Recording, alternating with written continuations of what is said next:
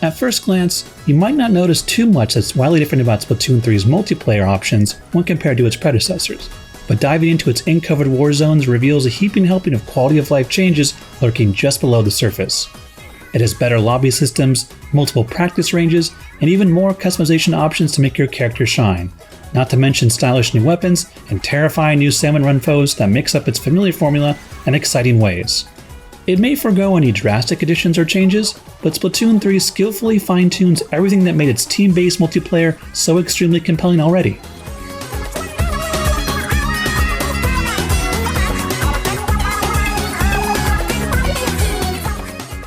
For those not familiar with Nintendo's cephalopod shooter, Splatoon's main multiplayer modes pit two teams of 4 against each other, using ink-spewing weapons to satisfyingly coat both ground and your enemies in shiny goo. Splatoon 3's main mode, Turf Wars, tasks your team with covering the most ground before time runs out, while other modes for more experienced players add in specific objectives like protecting payloads or towers. The modes themselves may not have changed here, but they are still as fun as ever, bolstered by new weapons, specials, and tactical moves to take advantage of within them. Each map is nearly symmetrical, with tricky terrain elements that offer tactical opportunities like mesh walkways to slip through, ink rails to zip along, paths to ambush from above, and multiple routes with different advantages. The Turf Wars mode in particular never loses its chaotic fun, as there are plenty of chances for last-second comebacks and extremely close matches. Even if your team gets totally demolished, the quick match time for all its modes ensure you'll be back at it again in no time, and the calling of just one more match is hard to shake. One great addition is the ability to keep playing with your current group to let the good times continue to roll. It's awesome to be able to stick with a good group of random players after a win, and even nicer to not have to remake a group with your friends after every match when you just want to have some relaxed fun together. However, there doesn't seem to be a way to cancel out of matchmaking when you choose to stay together, which seems like an odd oversight that left me in matchmaking purgatory a few times when the rest of the group bailed. As you level up from playing matches, you'll be able to browse Splatoon 3's huge assortment of weapons. All of Splatoon 2's best options can be found among those offered at the store, including 2 new weapon types, the sword-like Splatana that sends out precise shots with every swipe, and the Tri-Stringer that unleashes exploding bolts. Each weapon is paired with a special move, and the sheer variety of both new and returning specials adds a wonderful sense of unpredictable mayhem to the battlefield. I encountered many instances where a well-timed special turned the tide for my team at the last moment.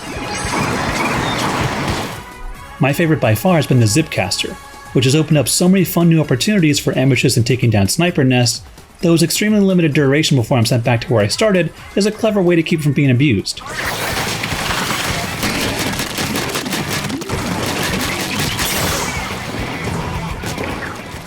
Many of the new tweaks and changes in Splatoon 3 seem to have its experienced players in mind, including multiple firing ranges, a robust battle play system, and a recon mode for scouting out maps by yourself. The best addition by far is the new lobby, as you'll no longer be trapped in a nebulous menu while you wait for matchmaking to begin. There's now a wonderful open space to wander where you can see holograms of your friends to check out what they're up to, or if they have a spot you can join, and make use of the giant practice range's many neat features. In between matches, you can quickly swap out stat-boosting clothing and weapons, and also see other players running around the practice range before the next match starts. Not only are these new additions sorely needed, they're presented in a cool and stylish way that perfectly echoes the fresh fashion and design of Splatsville. A locker room even lets you customize your very own cubby with stickers and gear as another place to express your personality, or create dioramas as quirky and bizarre as these ones. You'll also earn new titles, badges, banners, and more that add even more customizable style to your Inkling character, many of which can be gained from a new free Battle Pass system that's given me yet another great reason to keep diving back into multiplayer. Splatoon 3 still holds a strict and sometimes nonsensical insistence on gating certain features that were present in previous incarnations. I understand why new players really should try playing Turf Wars before anything else, including the PvE Salmon Run mode and the ranked objective modes in Anarchy Battles, but you're also banned from shops and even your own locker room until level 4 for reasons I'm still trying to justify. Even the mediocre new tabletop card game seems needlessly gated, despite it being only against AI for the time being. The aforementioned PvE mode Salmon Run has returned, and thankfully it's now available to queue up for 24/7 instead of the bizarre decision the previous game made to close it down for hours at a time. You'll still be given random weapons from a set as you and 3 other players battle hordes of salmonids, and the new Splatana and Tri-Stringer can really shine here. I particularly love how the new intro showcases you and your buddies preparing to launch out of a helicopter like you've been dropped into Metal Gear Solid 5. The act of surviving waves of enemies while collecting golden eggs from various boss monsters that show up is still a lot of fun, and there are some great new tweaks here too. Most notable among those changes is the ability to launch a golden egg you're carrying ahead of you like a grenade. This opens up a huge realm of possibilities for maximizing your time on a map, as you can bank shots like a pro basketball player. Working to create an egg-tossing relay with my team was incredibly satisfying, and proved even a random group without voice chat could sync up like a well-oiled machine. The trade-off is that launching eggs requires a ton of stored ink, and may leave you vulnerable and out of ammo as a result, which is another great risk versus reward choice to introduce in a mode already full of them. To reward players for repeated wins, a new Godzilla-like salmon boss can now appear too if you've been on a roll, and the atmosphere instantly changes when it does. Instead of stockpiling eggs, you're encouraged to use them as ammo to launch into the beast to take it down, but you'll still be rewarded for making it as far as you have, even if your team was defeated.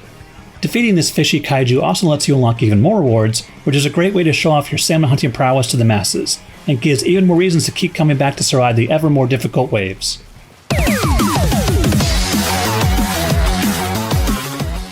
Building from the solid foundations of its predecessors, the deluge of impressive quality of life changes and exciting improvements Splatoon 3 brings makes it hard to imagine the ink-based shooter series as it was before this. More than just a simple upgrade, its array of new features make it just as enticing for competitive players as it is approachable for newcomers. And while there aren't any huge additions that shake things up the way Salmon Run did for Splatoon 2, Splatoon 3's new maps, weapons, and PvE bosses have still managed to make its already excellent multiplayer clashes even better. For more on Splatoon 3, be sure to check out our single player review, as well as the first 13 minutes of its story mode. For everything else, stick with IGN.